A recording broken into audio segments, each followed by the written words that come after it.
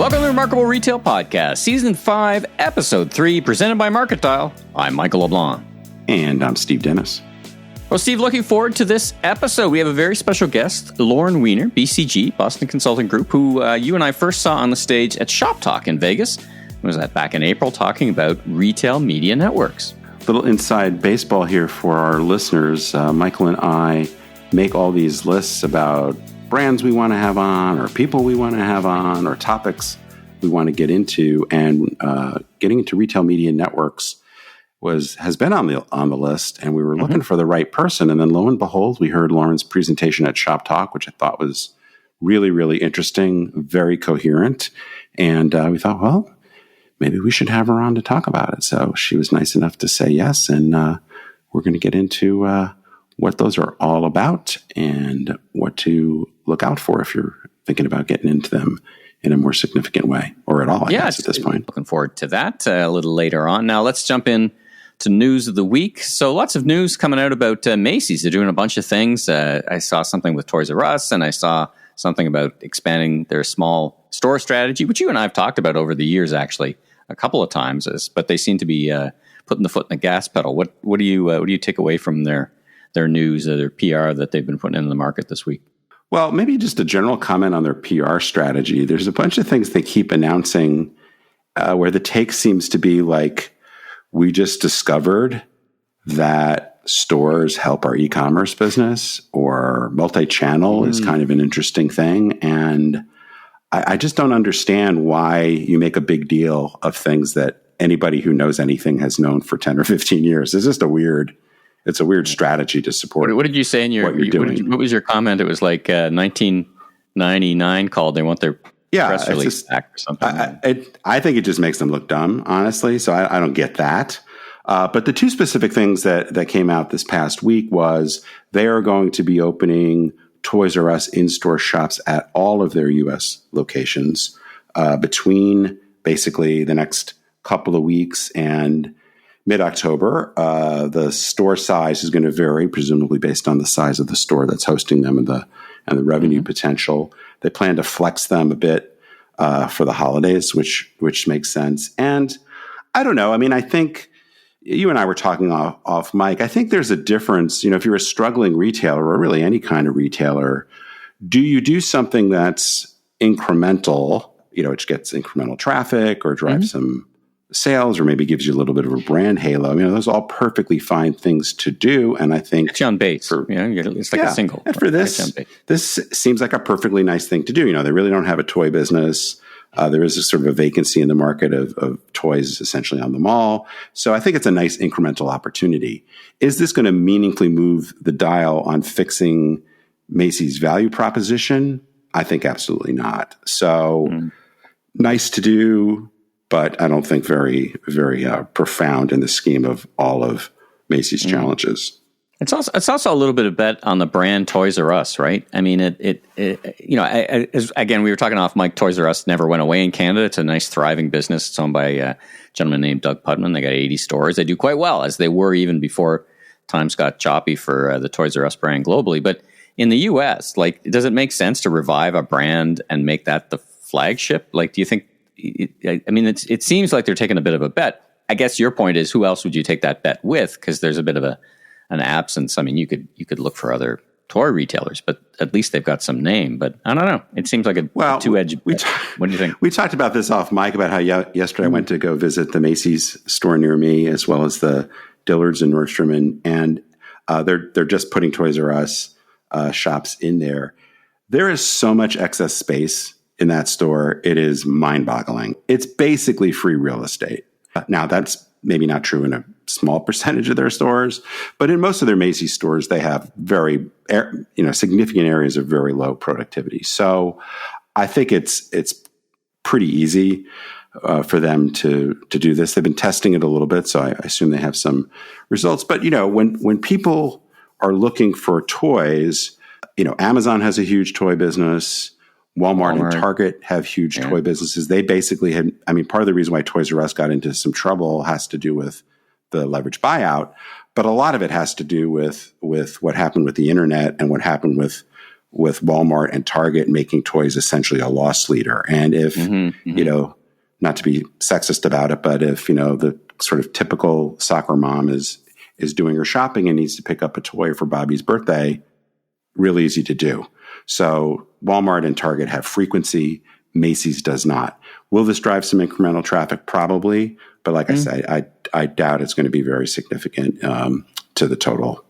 So what do you think about their extending their small store strategy? They seem to have aligned on that as something that, boy, this is working. Let's expand it. I mean, looking in, it looks like good news. It looks like a little late. Like it's a sudden realization, but we've been talking about it since like episode 1 of the podcast, right? Well, I think this is because both Macy's and Kohl's and some others are pursuing this strategy.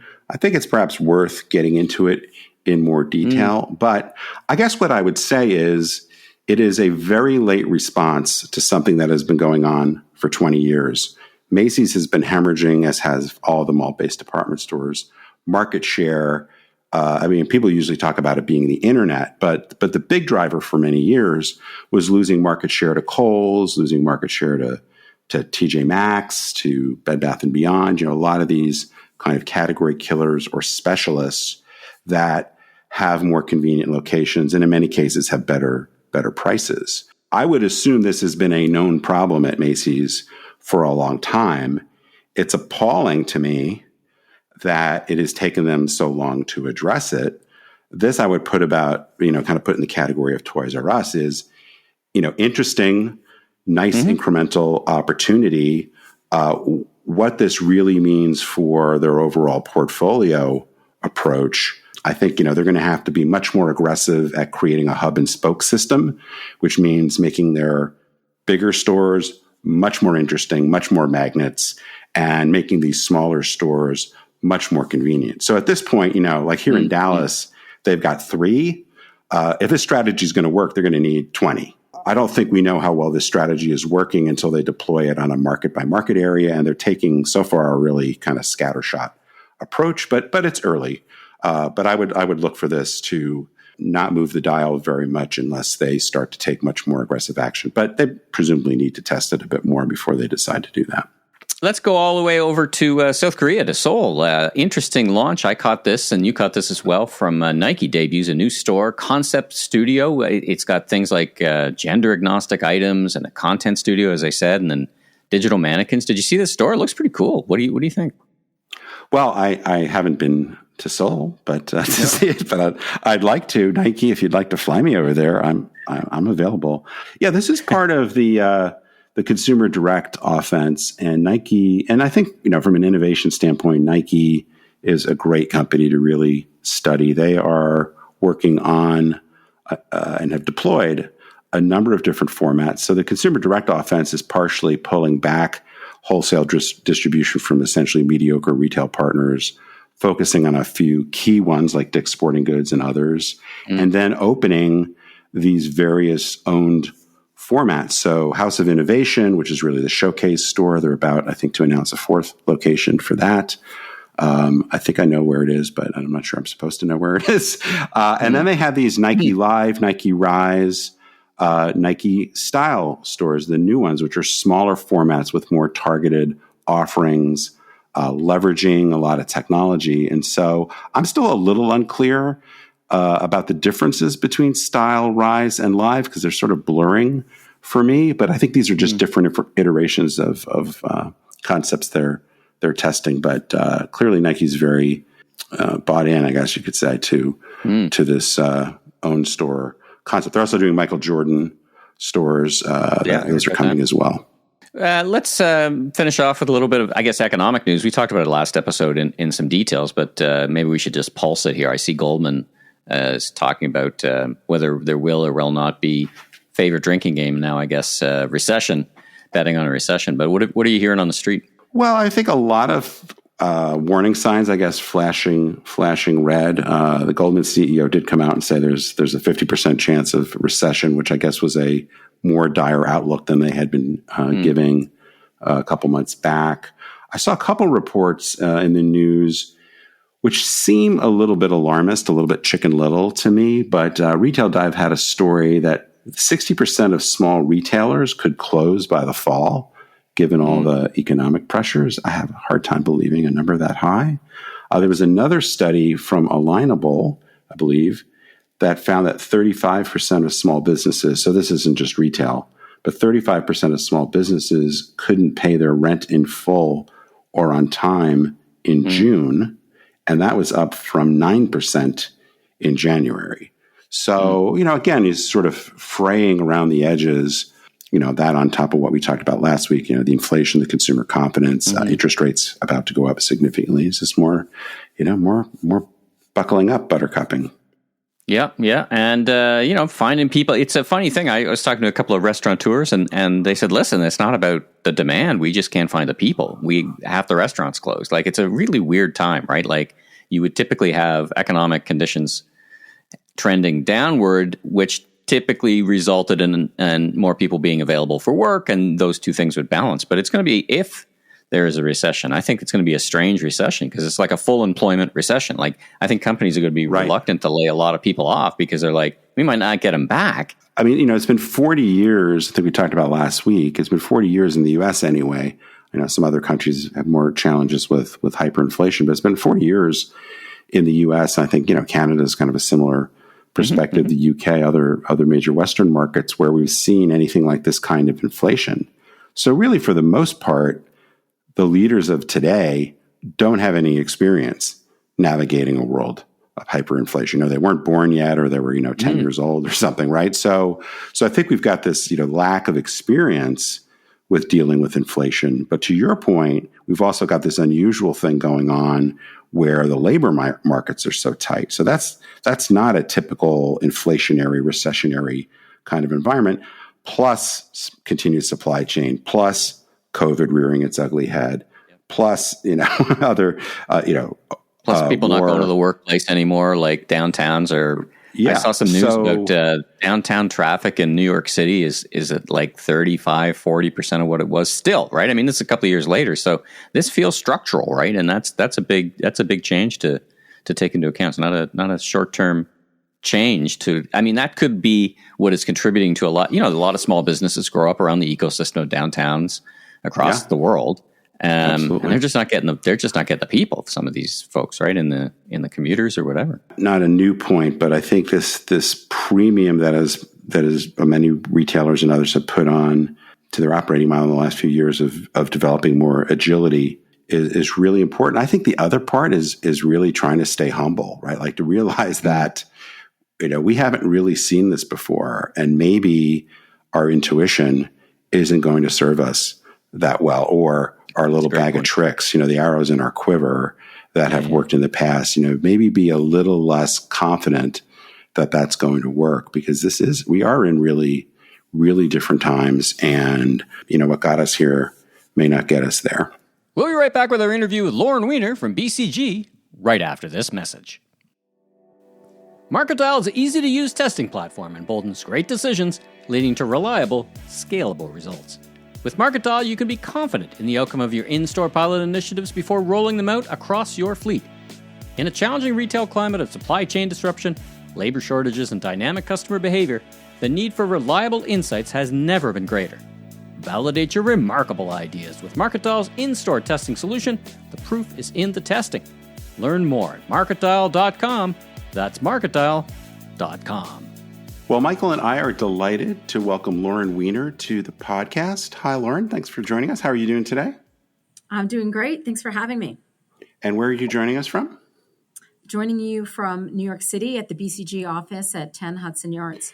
Very nice, very nice. Well, we typically like to start things off before we dive into kind of the theme of the day, to have our guests tell us a little bit about themselves and their personal and professional journey. And I'm sure most people are familiar with BCG, but maybe just a little bit about BCG and your role there. So BCG is a global strategy consulting firm. In my particular role, I focus on customer-centric marketing transformations that are driven by big data and AI. And my particular area of focus and passion is retail media and data monetization. I've been back at BCG about 3.5 years. And then prior to that, I spent 2 decades building, running, and selling digital businesses. So I've seen what I actually would call the 4 waves of the internet. I know eMarketer's been calling it 3, but there was a wave of these portals that seems to get forgotten. If anyone remembers AOL, Yahoo, MSN, and Excite.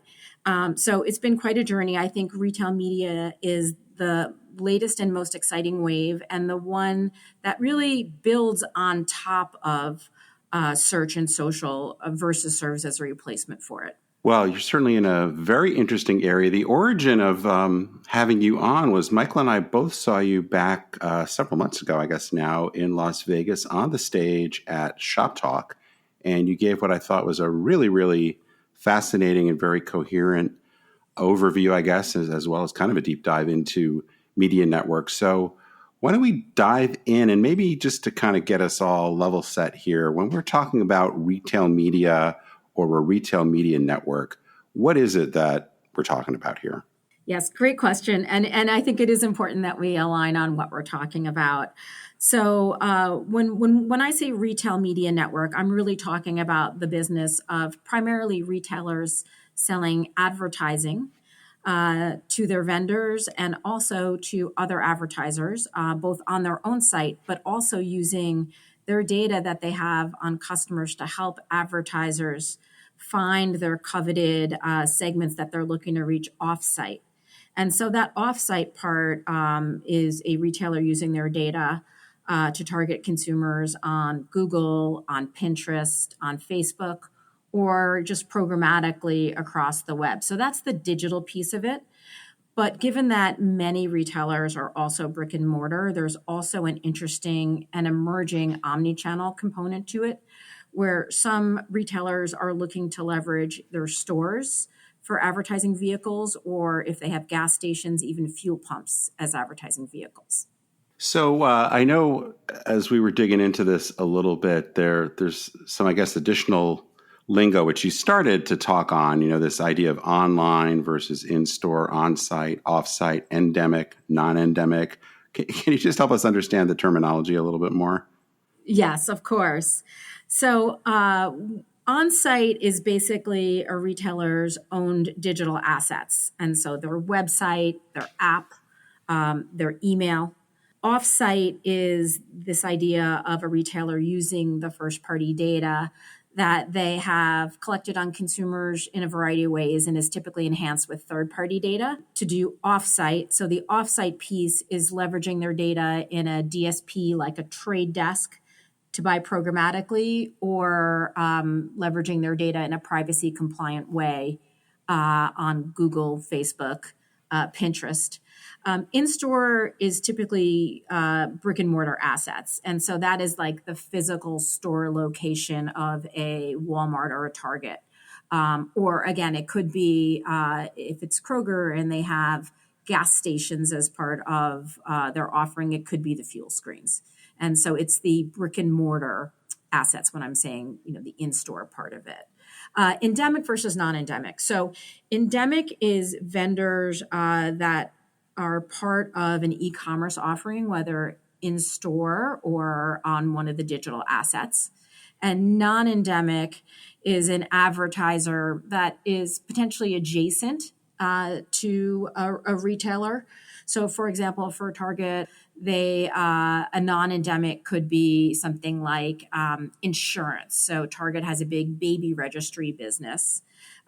Typically, when you're having a baby, that's a good time to get some insurance, whether it's home insurance or life insurance.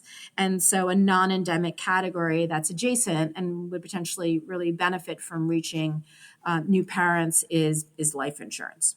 Lauren, I wanted to ask you what's driving all the recent interest, but I almost feel like I should be asking you, why is it taking this long? And, in some ways, is this retailers just reluctant to get in the path of consumers? Like online, I remember when I was running a site, we didn't want to take ads because we were afraid it would distract from conversion. Or in store, you're setting up fairly expensive media networks. But there seems to be, everyone seems to be getting past this, but at the same time, this is an opportunity that's been ripe for the taking for years. Let's talk about that a little bit. Sure. So, well, first of all, I would say that there have been major retailers that have been doing this for quite a while. So Amazon, who really got everyone's attention with their $31 billion global revenue number this past earnings cycle, has been in it in some kind of more low-key fashion since 2009. And the players that have also announced big numbers, Walmart, Target, have been in this since 2015, 2016. It's just that the press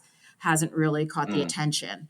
And so I wouldn't necessarily say this is new. I would say what is new is that companies like Amazon, like Walmart, have decided that these are such substantial businesses that they're now breaking out the numbers, which is getting the attention of everybody. And is there some action on the buy side? In other words, I've dealt with a lot of media buyers. You've got decades of experience. Is the media buyer saying, listen, I can't get the juice I used to out of, say, other platforms, so they're turning their minds to these more retail network platforms, as you said, for other things like insurance and ancillary or non-endemic goods. Is that happening as well? Exactly. I think that is the other part of the why now, other than the fact that the numbers are big and really attractive. From an advertiser point of view, and both from the agency side, the CPG side, with the much discussed death of cookies, it's much harder to find the consumers that they want to find. Number one. And number two, it's a lot hard to figure out the ROI on some of the other forms of marketing.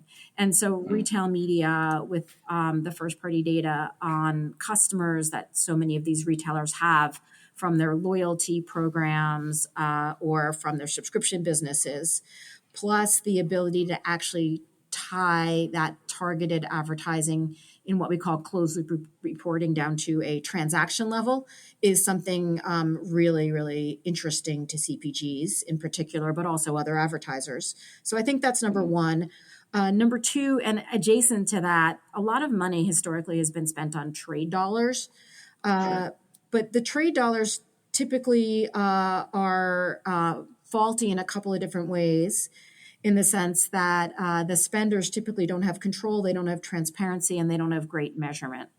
And so with the financial pressure from COVID, and I think the financial pressure from what we're going to be seeing over the next couple of years, it will continue to mount to make sure that trade dollars, as well as the traditional brand and performance marketing dollars, have this same level of accountability. And so what I think we're going to see is a shift to some extent of money from trade dollars to retail media, as well as a shift to retail media from other parts of the marketing ecosystem that are less measurable, whether that's digital parts or television aspects. So it's so interesting. Here in Canada, the flyer business remains huge, but COVID put a dent in that for sure, and that's always been a mix of promotional dollars, but also it's been co-op dollars, right? How retailers spend their co-op dollars and the physical flyers, and I think they've struggled, and as have the vendors, to kind of say, well, I'll take those dollars and put them into digital media. But this sounds like you're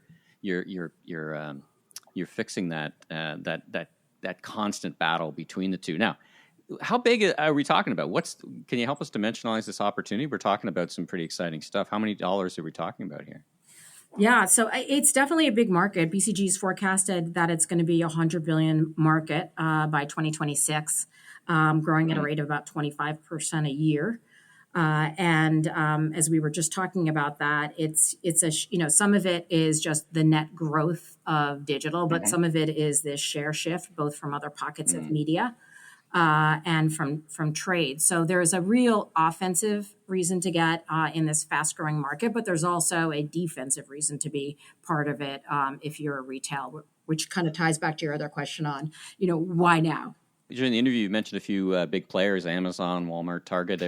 Would we consider them the leaders now in the space? And what's the key to their success, other than, physical size, obviously, and traffic? But call out a few of those things for us. Those three are definitely the largest to date. There's another crop right behind them. Kroger was another one who was early in and has big advantages in terms of its data fidelity. Some of their advantages have to do certainly with scale, because scale is a big differentiator, as it is in any part of advertising. But other differentiators are that they really have invested in their foundational capabilities of building out data, tech, And then hiring people that know how to run a media business versus the typical skill sets that you'd see in a retailer. If you look at a Walmart, for example, on the data side, the launch of the Walmart Plus subscription business is going to really enhance their ability to have that first party data. Target has long been a leader in loyalty with their program. Kroger, with the purchase of 8451, has outstanding data science capabilities, and they've also launched Boost, which will help with first-party data. So they're really focusing on those foundational abilities that are able to allow them to do great targeting and closed-loop reporting. And I think that all three of those players are also thinking about, well, what are the differentiators that they can uniquely have with their different types of offerings? Well, that last point's pretty interesting. This leads to a quick question around, you've talked about, monetizing the traffic, and that seems pretty clear. Is there a greater strategic objective that you're detecting from some of the players here that allows them to get closer to the customer, make more relevant offers? I mean, position themselves in categories. Is some of that going on as well? Definitely that's going on as well. If you look at Walmart, they've been very public about trying to tie it together in a one Walmart type of approach, where they're looking at their key endemic vendors from an overall business health perspective. Target's been doing some interesting concepts of partnerships and stores within stores from an insights perspective. And as I mentioned, Kroger really has phenomenal data from their 8451 business. And so they're all sort of leveraging on what's very unique about them. And that can help be different in terms of the offerings. Now, I would say that out of those three, they all still are behind where Amazon is, given how aggressive Amazon has been in terms of building out its platform and its self-serve and its automation capabilities. So what I would expect to see from the big three is more investments in self-serve, in automation, and in generating the kinds of unbelievable insights that Amazon is able to give to its vendors. Lauren, do you think there's I'm not sure exactly how to ask this question, but I guess I'm wondering, is there a danger of kind of the tail wagging the dog here, that if retailers are really struggling, and I'm not saying Walmart and Target necessarily are, but it seems like some retailers are pursuing media networks as perhaps more of, a way to fund the turnaround of their business or kind of easy money. And do you worry that there's a danger of chasing the media kind of gets in the way of the core business of what retail is about?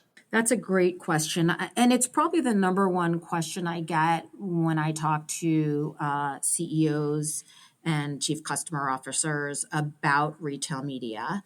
And that is really around what is the balance of advertising on the site before it disrupts the customer experience. And so what I would say is, in order to make sure that the commerce business is really healthy, I think it's important to think about advertising as a service to the goods that customers want. And so the balance needs to be, in order to prevent what you're suggesting from happening, there needs to be a balance in terms of where the ads are placed, how many ads there are, and how relevant and targeted the advertising is. So much of the advertising on site is in search. And so that algorithm of what ad gets served and making sure that relevance is more important than the price that a vendor is going to be willing to pay, I think is another key component for making sure that the on-site experience stays incredibly good and incredibly relevant, and does make that advertising as enhancement to getting consumers to coveted purchases versus disruption. Follow-on question, which is maybe a whole separate episode, but there's this. It really relates to trying to out Amazon potentially, and I think this is certainly something that goes beyond media networks. But more and more, I'm starting to feel like retail for Amazon is really a loss leader to sell advertising. It's become some of that is just the way the numbers look, but some of that also seems to be the way they're they're managing the business. So I guess number one, I don't know if you have a comment on that about how the balance of advertising to retail at Amazon is thought about and is activated, I guess. But I get worried that sometimes retailers keep comparing themselves to Amazon and they try to chase them in a way that they're never ever going to win. And as we often say here, the problem with the race to the bottom is you might win or worse, finish second. And so any just kind of commentary around how to think about Amazon, which is the big dog right now, relative to other retailers' strategies. Amazon has been very public about using their profits from advertising to fund lower prices. And I think they've found the balance in a different way than will work for most omnichannel retailers. My personal opinion on Amazon is that they've done a good job with relevance in their algorithm and making sure that the ads that are served, particularly from a search point of view, are related to what a consumer is looking for. However, the ad density is a bit higher than I think would be an optimal mix for other retailers that are looking to go into the business. So many of the conversations that I have with retailers is, I don't want to be Amazon. I don't want to have that kind of slot density on my site. Right. So as we think about, we talked a little bit about kind of the basic playbook and some of the things that are important. Are there other risks or other kind of things to watch out for retailers that are either getting into, just starting with retail media or perhaps making it a more important part of their strategy going forward? I mean, obviously, the biggest risk is the one that you named, which is making sure that it enhances e-commerce and brick and mortar sales versus distracts from it. So that's clearly like the biggest consumer risk. I would say that there is a risk of not doing it, which is out of the 100 billion that we expect to see in 2026. We do think that a good third of that is going to be a share shift from trade. And so the risk of not doing it, I think, is stronger than the risk of going into it. Now, in terms of some of the watch outs for making it work for a retailer, I would say number one, the biggest danger really is under investing in new people and thinking that this can be done on the side of someone's desk. This is a new business being stood up with technology, and it requires people that understand how to serve customers. So that if you're standing it up in a way where you're not going to be able to deliver on what's promised to the vendors, you're actually going to hurt your vendor relationships. I'd say that's risk number one. And that's the first set of people that I would recommend bringing in-house that know how to serve media campaigns. Risk number two is you're selling advertising and you need to collect cash. And so we've seen a lot of retailers go into this, but not really set up appropriate billing and cash collection processes, which are quite different from retail. So you can really kind of lose money from a cash perspective if you're doing it that way. And then the third sort of watch out is there's a lot of shiny objects in terms of technology and point solutions. And it's really important to make sure that you're pulling together a coherent set of ad tech and martech that all works together, or your entire advertising business will fall apart. Well, it doesn't sound too good, but I was in prepping for this. We don't really have the time to get into it, but in prepping for it, I was looking at some of the different technologies that were out there, and it's can be pretty overwhelming, I think, to try to make sense of all that. In addition to all the other things we touched on today, I'm just wondering, kind of last question before we start to wrap up. We've talked about lots of very big retailers. What's your perspective on small, mid cap type of retailers, and are there any brands in that that are not the huge mega retailers that you think are worth taking a look at that you could learn things from? So in terms of the category leaders, Home Depot is really out in front and doing a lot of very interesting things in home improvement. Best Buy has really emerged as a category leader in electronics, and Macy's is out in front in department stores. And so those are just three companies that have a smaller span of what they sell in their store, but have done some very interesting things. Then there's some niche players, I think, that have announced, and I'll be interested to see what they do. Michael's was a recent announcement, among others. So there's definitely a place for niche as well. We haven't seen a lot of revenue from that category yet, but we do expect that to be an emerging area of growth. Well, Lauren, I think we've barely scratched the surface on such an interesting topic. So last question is, where can we go to learn more? We'll learn more about you, your work, BCG, and media networks. Can you point us in a few directions? And we'll put also some links in the show notes. Sure. Yes. So I'm on LinkedIn, and all the BCG perspectives that my colleagues and I have written on retail media and data privacy are featured on my LinkedIn profile. You can also go to the BCG website. And if you want to reach me directly off of LinkedIn, you can go to my BCG email, which is just lastname.firstname@bcg.com. Oh, fantastic. And we'll put some of those links in the show notes as well to make it super easy. Listen, thanks so much for joining us today, Lauren. Steve and I have just had a great discussion and a nice full circle coming back all the way back from Shop Talk. So really appreciate you joining us on Remarkable Retail Podcast and wish you a great rest of your summer. Continued success as you talk about these fascinating retail media networks. Thanks so much for the great conversation.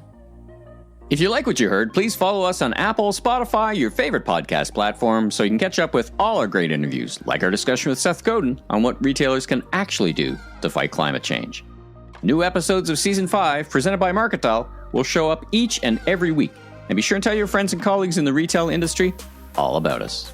And I'm Steve Dennis, author of the best-selling book, Remarkable Retail, How to Win and Keep Customers in the Age of Disruption.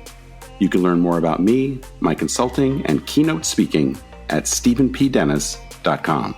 And I'm Michael LeBlanc, consumer retail growth consultant, keynote speaker, and producer and host of a series of retail trade podcasts, including this one, plus the host of the popular YouTube cooking show, Last Request Barbecue. You can learn even more about me on LinkedIn or meleblanc.co. Safe travels, everyone.